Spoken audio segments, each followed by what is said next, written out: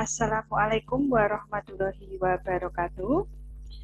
Halo everyone, pada video kali ini akan kita Green Chemistry dalam pembangunan berkelanjutan 2030, di mana untuk pembahasan sebelumnya sudah pernah dijelaskan di video box. Nah, jadi apa aja yang harus dicapai dalam pembelajaran kali ini? Yang pertama, mendeskripsikan pengertian kimia hijau. Nah, ini sudah pernah dibahas. Kemudian mendeskripsikan pentingnya kimia hijau, ini juga sudah pernah dibahas. Menganalisis prinsip kimia hijau, ini juga sudah pernah. Mengidentifikasi proses kimia yang tidak sesuai dengan prinsip kimia hijau, dan menciptakan kegiatan yang mendukung prinsip kimia hijau.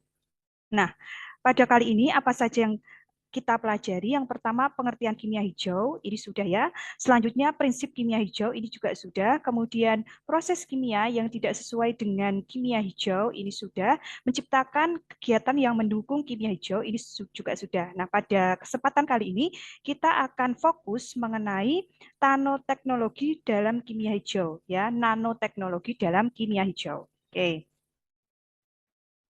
Nah,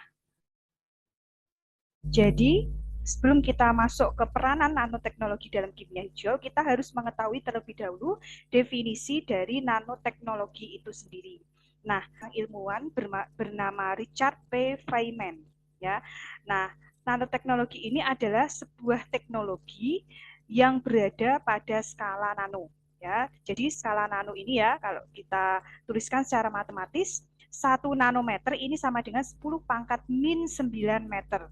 Nah, bisa kalian bayangkan kecilnya itu seberapa ya. Jadi sangat kecil sekali. Nah, jadi nanoteknologi dalam kimia hijau ini ya, teknologi nano di sini berperan untuk meningkatkan mutu keberlangsungan lingkungan serta untuk membuat produk yang ramah lingkungan berbasis nano dan penggunaannya. Gitu.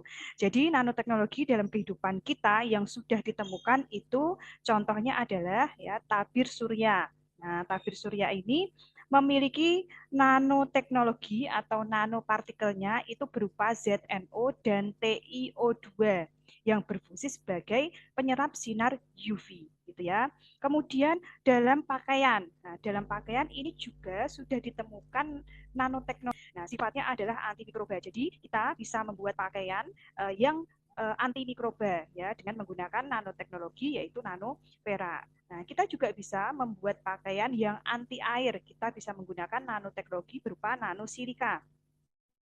Kemudian penyerap UV. Jadi pakaian yang dapat menyerap UV ya, bisa kita gunakan nanoteknologi berupa nano ZN dan TiO. Nah, antistatik bisa kita gunakan nanoteknologi berupa SB atau SNO2. Nah, antimikroba ini ya juga ada yang lain ya, contohnya ada yang lain ya, nanoteknologi yang lain yaitu berupa nanopartikel Ag ya, Ag ini Ag. Nah, sebagai zat antimikroba pada sabun, perban bedah dan juga bahan kecantikan. Nah, dalam bidang olahraga juga bisa kita temukan ya.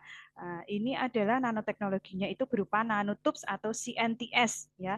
Di sini dia membuat alat olahraga mempunyai sifat keras, kuat, bulat, dan juga ringan. Nah, sangat bermanfaat sekali ya nanoteknologi dalam kehidupan kita. Nah, ini ada beberapa penerapan nanoteknologi dalam kimia hijau.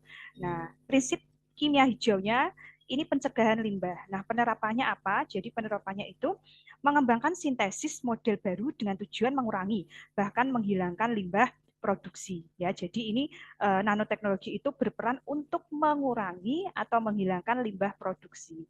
Manajemen atom yang lebih baik. Nah, jadi partikel nano ini dapat memperhitungkan dengan tepat sehingga tidak ada atom yang terbuang. Kemudian proses sintesis kimia yang lebih aman. Nah, dikembangkannya reaksi dan pelarut yang ramah lingkungan dan produk yang tidak beracun. Kemudian rancang bahan kimia yang lebih aman. Nah, di sini nanoteknologi itu berperan untuk membuat bahan yang mempunyai sifat fisis serta sifat kimia yang tidak berbahaya dan juga tidak beracun. Penggunaan pelarut dan bahan pendukung yang aman. Nah, nanoteknologi ini berperan untuk menghindari penggunaan pelarut dan bahan kimia yang berbahaya karena pelarut dalam nanoteknologi ini bisa bersifat khusus.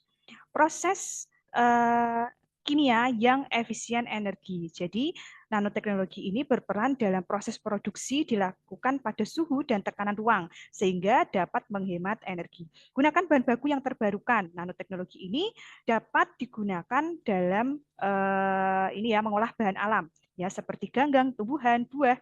Nah, ini sebagai bahan baku sintesis katalisator.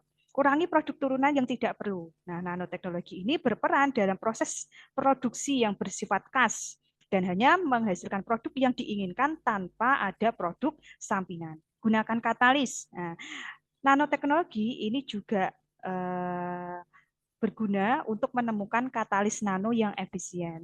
Desain produk yang mudah terurai. Nah, nanoteknologi ini dapat merancang produk yang mudah terurai setelah dimanfaatkan dan tidak mencemari lingkungan. Kemudian, pencegahan polusi secara real time, di mana nanoteknologi ini berperan dalam penelitian, ya, sehingga rendah biaya dan aman dalam proses produksi, dan juga prosedur yang aman untuk mencegah kecelakaan. Nanoteknologi ini berperan untuk mengembangkan produk nanomaterial, gitu ya, sehingga mencegah adanya kecelakaan. Oke, baik, terima kasih sudah melihat ya penjelasan kali ini sampai selesai. Semoga untuk penjelasan kali ini bisa dipahami ya.